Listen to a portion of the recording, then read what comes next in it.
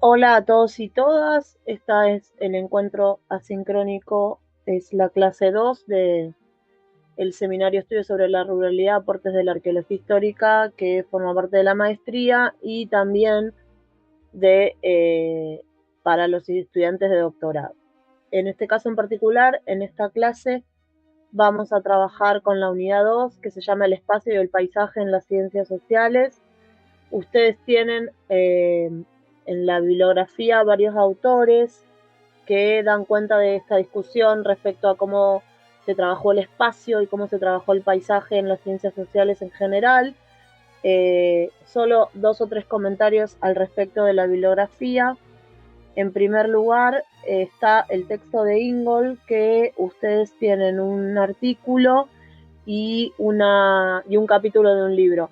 Yo les subí el libro entero porque, bueno, está digitalizado y así ya lo tienen. En los dos casos está en inglés, pero bueno, no encontré ninguna traducción posible. Ingold es un antropólogo que trabaja mucho con esta idea del espacio y de cómo las personas habitan ese espacio, ¿no?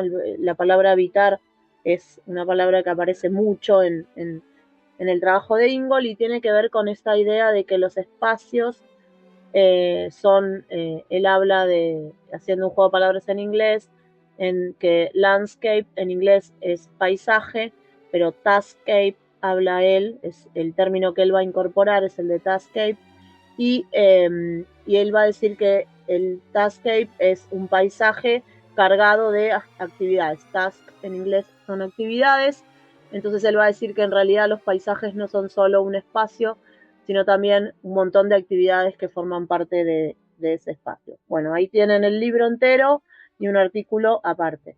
Además tienen un texto de Soya, que es un geógrafo, ¿sí? Y hay un capítulo de un libro que se llama Social Relations and Spatial Structure, que ahí tienen dos opciones. Yo les subí el libro entero también para que lo tengan, pero además una traducción del capítulo con el que trabajamos. La traducción es una traducción que está muy bien hecha, pero la calidad del escaneado es muy feo. O sea, no se entiende nada y en el sentido de que está como subrayado y eso, pero está en español.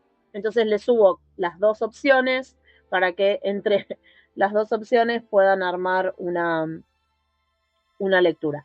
El resto de los textos que están subidos son textos que tienen que ver con enfoques teóricos respecto a cómo las ciencias sociales en general han trabajado con esta idea de espacio y de paisaje. Y me gustaría que veamos en la clase de hoy eh, algunas de las definiciones de paisaje con las que va a trabajar la arqueología. Para eso, también está subida en la bibliografía, no está en el programa, pero está subida en la bibliografía, un texto de Félix Acuto del 2013, ahí tienen una foto para los que son estudiantes de la maestría, cursaron con él el año pasado, para los que no son estudiantes de la maestría probablemente lo conozcan, lo hayan leído o lo hayan visto o hayan cursado con él algún seminario de posgrado. Félix Acuto, como dije, es arqueólogo, trabaja en el NOA, trabaja con los incas, digamos, con sitios arqueológicos incas en la provincia de Salta, y también ha trabajado mucho con el tema de patrimonio y comunidades indígenas actuales. Y también es alguien que hizo su doctorado fuera, pero además en Nueva York, en Estados Unidos, pero además es alguien que tiene como mucha inquietud con la cuestión teórica, que en arqueología, para los compañeros y las compañeras que no son arqueólogas o arqueólogos les comento, no es tan común, digamos, ¿no? En general no hay necesariamente como un desarrollo profundo respecto a ciertos aspectos teóricos. Bueno, Félix es uno de los que se ocupa o se preocupa eh, en poder agregar esa pata que para mí es fundamental. A mí me resulta casi imposible diferenciar la teoría de la práctica. No puedo entender cómo hay gente que dice yo no hago teoría, bueno, imposible porque haces práctica, pero bueno. Y Félix aporta en eso su conocimiento, sus lecturas y sus discusiones, así que siempre es muy interesante leerlo y poder escuchar. Como les dije, el trabajo en este caso es del 2013, se llama Demasiados paisajes, múltiples teorías o múltiples subjetividades en la arqueología del paisaje. El texto ya lo subí al campus, así que lo tienen ahí disponible para leer. Me pareció que esto era más interesante porque hace una bajada hacia la arqueología y está en español y es argentino Félix y profesor de la maestría, así que me parecía como que era un buen resumen de todos los otros textos que les pueden servir para profundizar.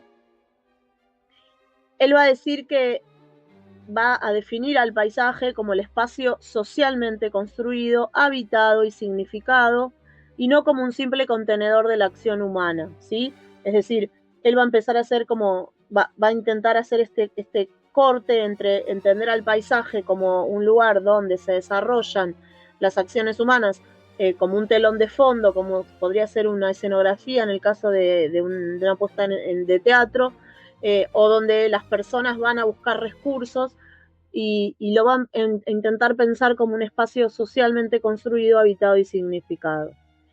Lo que él va a decir es que el cambio epistemológico que está dado en esta concepción del paisaje es que la producción del conocimiento que nosotros vamos a producir desde el punto de vista como investigadores sobre el espacio y sobre los procesos sociales no están vistos desde una posición de un observador externo, sino como una perspectiva más subjetiva, más de los sujetos y las acciones y las experiencias o las interacciones que se dan en ese paisaje, ¿no? Más que poder verlo como un observador externo, y acá cuando pensamos en observador externo pensamos en esta idea de poder medirlo, de poder describirlo, digamos, de poder hacer como una cuestión más de la objetividad. Él va a decir que en realidad lo que le interesa es la perspectiva de los sujetos, de las acciones y de las experiencias y de las interacciones que se llevan adelante en ese paisaje. Para eso va a definir 4 concepciones del espacio que fundamentalmente vienen de la geografía. El primer caso es el paisaje como producción social, que es el paisaje que va a hacer Lefebvre desde una perspectiva marxista. Ahora lo vamos a ver un poco más desarrollado. La perspectiva materialista, que es la de Zoya, que es el texto que ustedes tienen para leer en la bibliografía, que dice que no se puede entender la vida social si no se tiene en cuenta su dimensión espacial. La perspectiva semiótica, que va a poner su interés en los significados presentes en estas espacialidades, en la naturaleza de estos significados y en la manera en cómo las personas construyen y disputan múltiples significados de este paisaje. Y finalmente la perspectiva fenomenológica, cuyo interés es la experiencia y la acción subjetiva en el espacio. El paisaje como producción social es el que va a definir Lefebvre, que es medio como el padre de todas las definiciones que van a venir después. Ahí hay una foto de él, es un geógrafo francés, y desde el marxismo va a decir que el espacio es el escenario en donde se desarrolla la vida social, y que ese espacio es construido a partir de acciones y de relaciones sociales. Fíjense que ya no está pensando solamente como un lugar donde suceden las acciones, sino que también es un lugar donde se construyen esas acciones y se construyen las relaciones sociales. Y algo súper interesante para mí es que él va a decir que no es algo dado o previo a la acción humana. O sea, no es que el espacio está antes de la acción humana o que está dado previamente a la aparición de los humanos o de la acción humanos, sino que como todo proceso de producción, ahí tenemos la fuerte impronta marxista, involucra disputas políticas entre grupos, luchas de poder, conflicto y contradicción. Es decir, que este paisaje o este espacio, digamos, es un espacio de disputa, es un espacio de conflicto, es un espacio de contradicción, digamos, no es algo que sea, digamos, dado, prístino, inocuo, sino que muy por el contrario es un espacio donde los distintos grupos van a llevar adelante estas luchas de poder. Y para eso Lefebvre va a hablar de lo que él llama las trialécticas, ¿no? No sería una cosa dialéctica, sino una cosa trialéctica, que tiene que ver con, la primera trialéctica se llama trialéctica ontológica o del ser, y él va a decir que somos siempre seres históricos, sociales y espaciales, ¿no? Él va a hablar como de estas tres patas, de que siempre está lo histórico, lo social y lo espacial, que estamos activamente participando en la construcción y producción de historias, geografías y sociedades. O sea, no en ningún momento escinde alguna de estas tres patas, sino que todo el tiempo somos historias, somos geografías y somos sociedades. Y que esa espacialidad, esa historicidad y esa socialidad van a dar forma a esta subjetividad que tenemos los sujetos. La segunda trialéctica es la trialéctica del espacio, y que va a decir que el espacio físico o el espacio objetivo va a existir, pero también va a existir un espacio mental de la cognición y la representación, que sería un espacio más subjetivo, y un espacio social o espacialidad. O sea, que él va a definir el espacio desde tres lugares diferentes, desde algo físico objetivo, que puede ser como la definición más tradicional respecto a qué es el espacio. También lo va a definir desde un espacio, desde un punto de vista más subjetivo, que tiene que ver con la forma de aprender, de conocer y de representar ese espacio. Y una tercera pata, que es la forma en la cual habitar ese espacio. ¿Sí? Él no lo dice en esos términos, pero para dar otro ejemplo, ¿no? Esta idea de un espacio como un espacio social, ¿sí? No solamente como un escenario o como una forma de aprenderlo o representarlo, sino como un espacio social. Finalmente, la tercera trialéctica de Lefebvre es la que él llama de tres momentos, que hay tres momentos en este espacio social, digamos, en este último de la trialéctica anterior, y va a decir que esta espacialidad va a estar compuesta por las prácticas, las representaciones y el espacio de representación, ¿sí?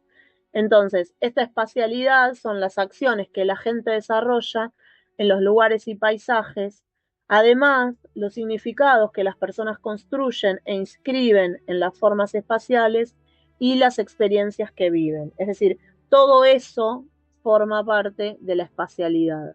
Y todo eso es lo que nosotros como investigadores de las ciencias sociales deberíamos poder ver, o deberíamos al menos poder intentar ver. A partir de esta idea es que aparece esta propuesta de la arqueología del paisaje, que va a decir que el espacio social actúa activamente en la constitución y reproducción de la vida social. Es decir, que el paisaje no solamente es el lugar donde suceden las acciones o donde los sujetos realizan acciones, sino que también constituye y reproduce la vida social. El ejemplo claro es un salón de clases donde siempre el docente va a estar adelante mirando a todos los alumnos y va a poder tener un acceso a todos los alumnos, mientras que los estudiantes están todos sentados de una forma tal que solo puedan ver al profesor. Entonces, bueno, ahí hay una constitución y reproducción de la vida social, es decir, claramente el profesor o la profesora tiene un lugar, un espacio diferente y jerarquizado con respecto a todos los estudiantes y las estudiantes, a pesar de que siempre los estudiantes y las estudiantes son más que los y las docentes. También hay que pensar, para pensar esta arqueología del paisaje, en que existe una relación dialéctica entre la espacialidad y la formación sociohistórica, ¿sí? Es decir, va a haber una espacialidad correspondiente a la modernidad, va a haber una espacialidad correspondiente al capitalismo, y acá pensemos un poco en lo que vimos la vez pasada respecto a qué hace la arqueología histórica, ¿no? Como para pensar, bueno, cómo es esta espacialidad de los distintos momentos en los que nosotros trabajamos. Y fundamentalmente, en el caso de la arqueología, lo que debemos evitar es llevar el presente al pasado. Es decir, que trasladar una espacialidad de nuestro tiempo a una espacialidad en el pasado. Finalmente, las espacialidades van a estar significativamente constituidas. Es decir, la semantización es siempre un proceso y no un producto final y cerrado, ¿sí? Entonces piensen esto en arqueología, cómo hacemos para verlo. Y una misma espacialidad puede ser leída de distinta manera por distintas personas dependiendo de su posición dentro de la estructura social, su género, sus creencias y o su ideología. Entonces también hay que pensar que cuando nosotros estamos haciendo estudios de arqueología del paisaje, también tenemos que pensar en estas diversidades que están presentes. Entonces, Acuto se pregunta cómo deberían estudiarse arqueológicamente los paisajes del pasado, porque en el caso arqueológico no solamente tenemos la discusión respecto al paisaje que para Lefebvre está siempre pensando en un presente, sino que además nosotros estamos estudiando paisajes del pasado. En primer lugar, él va a decir que cualquier forma espacial es histórica y culturalmente contingente, es decir, que puede suceder o puede no suceder. Por ejemplo, el espacio doméstico, es decir, no hay que dar todos los espacios como dados, ¿sí? Sino que hay que entenderlos histórica y culturalmente. No están necesariamente presentes todos estos espacios, o los que tenemos nosotros actualmente. En segundo lugar, considerar las formas espaciales como activas. ¿Sí? Es necesario mostrar de qué manera lo es y qué tipo de acciones, prácticas y relaciones sociales eran habilitadas por las espacialidades pasadas y cuáles otras no. Es decir, de qué forma la espacialidad tiene esta relación con las acciones, ¿sí? En el sentido de posibilitar o incluso clausurar ciertas acciones. En tercer lugar, hay que explorar las historias, las narrativas y las memorias presentes en los paisajes, ¿sí? Tanto a nivel macro como a niveles menores y más íntimos. Es decir, poder entender cómo los paisajes están atravesados y llenos de historias, de narrativas, de memorias y de ideologías. En una escala macro, pero también en una escala más menor, más pequeña, como puede ser entender las prácticas mortuorias de algún grupo en particular, entendiendo todas estas múltiples dimensiones. Y finalmente, la arqueología del paisaje es una arqueología subjetiva, va a decir Acuto, yo aclararía que toda la arqueología es subjetiva, ya que explora las espacialidades pasadas desde la escala humana, o sea, desde la escala propia, desde la experiencia, prácticas y relaciones sociales de aquellos que están o estuvieron en estos paisajes, ¿sí? O sea, la escala con la que trabaja es la escala humana. Finalmente, él va a hacer toda una reflexión respecto a cómo debemos trabajar los arqueólogos o cómo los arqueólogos debemos hacer un trabajo de campo. Y en este caso en particular, a mí me interesa porque él va a agregar hace menos de 10 años, vamos a charlar un poquito ahora, él va a agregar bastantes dimensiones a tener en cuenta al momento de trabajar con un paisaje, con el paisaje desde la arqueología. Lo primero que él va a decir es que en el trabajo de campo el proceso de reflexión e interpretación es algo que siempre sucede, pero que ha sido desacreditado como conocimiento objetivo sobre el pasado. Es decir, en la concepción tradicional en arqueología, y no tanto, define al trabajo de campo no como un momento de reflexión o de interpretación, sino que el momento de reflexión y de interpretación recién ocurriría en el laboratorio, ¿sí? Cuando se hace el análisis de los materiales y se empiezan a interpretar o a explicar esos materiales. Sin embargo, lo que va a proponer Acuto, yo estoy muy de acuerdo con eso, es que el trabajo de campo en realidad ya incluye esta etapa de reflexión y de interpretación, ¿sí? Que no hay que desacreditarlo, no es solamente ir a obtener datos, sino que en todo ese proceso hay un trabajo de reflexión y de interpretación. En segundo lugar, nuestro estar ahí no es igual al de aquellos que habitaron el paisaje en el pasado, ¿no? Fíjense, esa foto que está ahí es un sitio arqueológico en el que yo trabajé en el norte pampeano, una mañana muy fría, y dice, fíjense, en ese caso, uno hoy parado ahí con un montón de situaciones y características, que no es lo mismo que las personas que habitaron ese paisaje. En mi caso en particular, yo trabajo con fines del siglo XIX, principios del XX, entonces no es lo mismo mi habitar que el habitar de ellos.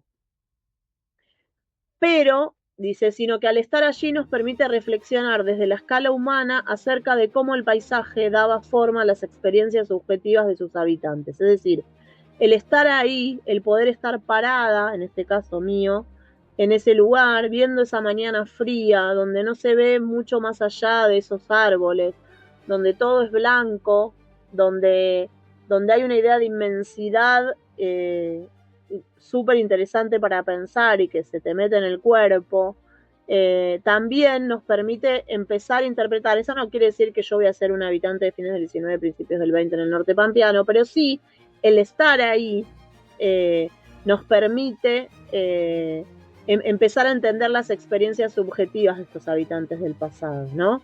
Y acá para la arqueología eso es como casi una obviedad, el trabajo de campo, ¿no? El estar ahí, en el mismo lugar donde sucedieron las cosas que estamos analizando o estudiando, pero a veces en otras disciplinas eso no está tan presente. Entonces se trabaja sobre lugares o sobre espacios que son desconocidos en la propia experiencia de las personas y de los investigadores. Y eso me parece importante como para poderlo pensar. Finalmente, algo que a mí me parece súper interesante y que ahora cuento un poco que se está desarrollando bastante en la arqueología, es incorporar en el estudio del paisaje la subjetividad de los habitantes actuales de la región que estudiamos. ¿Por qué? Este mismo paisaje, que para mí tiene cierta significación, que para el pasado probablemente haya tenido otra, pero estar ahí me permite acercarme un poquito más, también tiene para los habitantes actuales del lugar otra subjetividad, ¿no? Y eso es importante rescatarlo, esa información es importante incorporarla